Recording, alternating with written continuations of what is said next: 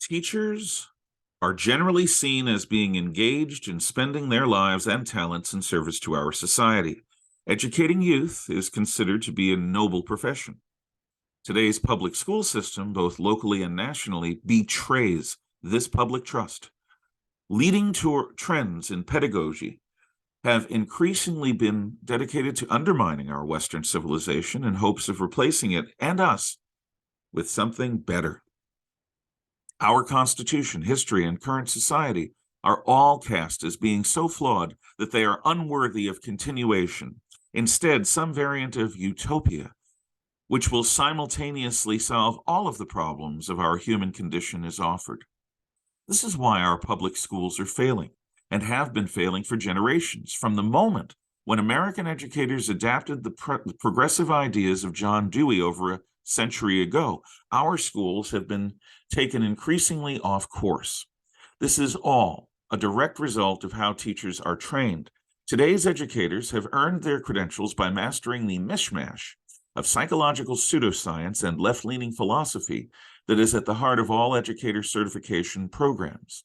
This ideology pretends to offer scientific solutions to teaching everyone anything under all circumstances. Nothing can be further from the truth.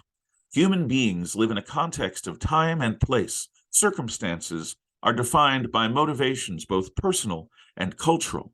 There is absolutely no such thing as an objectively universal effective educational technique that bypasses the volition of every student and the characteristics of each teacher. Without building trust and developing functional relationships, no teaching will ever be effective. Instead, teachers must demonstrate that they are individuals who have something of value to offer.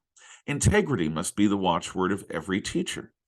The teacher must strive to be true to their subject, teaching history, science, or whatever, authentically and without distortion. This can only be done by somebody who has acquired a masterful understanding of their topic of study.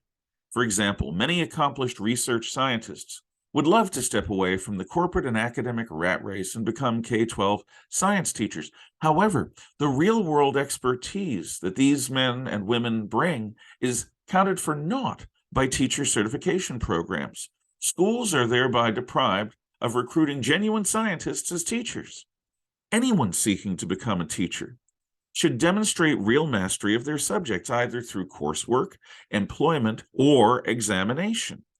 For example, a would-be history teacher might take the graduate record exam in history to determine the scope and depth of his or her knowledge. Teachers must strive to be true to the needs of each student. Each teacher must understand the qualities of the students entrusted to their care. This makes lessons intelligible.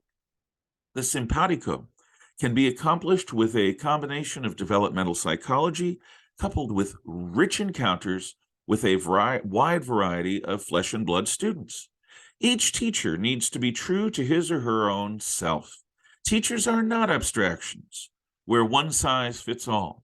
Just as different students and groups of students have diverse qualities, so does every teacher. Teachers must test themselves in a series of ordeals that will reveal their strengths, weaknesses, traits, and blind spots. Each teacher must employ subjective judgment in consultation with a seasoned building principal to craft the very best lessons for their students. Teacher certification, all educational certification, must be thoroughly transformed. The role of abstract theoretical pedagogy must be eliminated. Instead, a rich and varied apprenticeship should be the new model for earning credentials. Would-be teachers should serve as an assistant teacher in a wide variety of school environments. Working for a semester in a special needs-oriented school would inculcate a humane compassion for all students, as well as the confidence that can only be earned by working with individuals who face deep personal challenges. Working for a semester in schools that teach students from poverty-stricken urban or rural communities will give perspective to teachers by giving them hands-on experience while trying to connect with students who face unusually difficult social challenges. Successfully grappling With the fierce disciplinary problems in such schools will build a teacher's skills at classroom management, and it will also build their self-confidence when dealing with difficult students. A first-hand view of these situations can also provide apprentice teachers with a realistic view of what schools can actually accomplish and what they cannot. The teacher apprentices should then work for a semester in an academically oriented, high-performing school. The special needs of students who are highly motivated and able are just as acute as those of students facing profound psychological, physiological, or sociological challenges. Finally, each aspiring teacher should serve as a student teacher for a semester, practicing the wisdom and skills each has acquired. 2 total years of such semester apprenticeships will solidly prepare able teachers to face the diverse challenges of teaching most every type of student in most any kind of school. Similar methods could be applied to reforming the certification process for school administrators and for many school specialists. In such a reform, there certainly is a place for reading worthwhile books and discussing educational theory, law, finance, and history. But these should be secondary to practical field experience.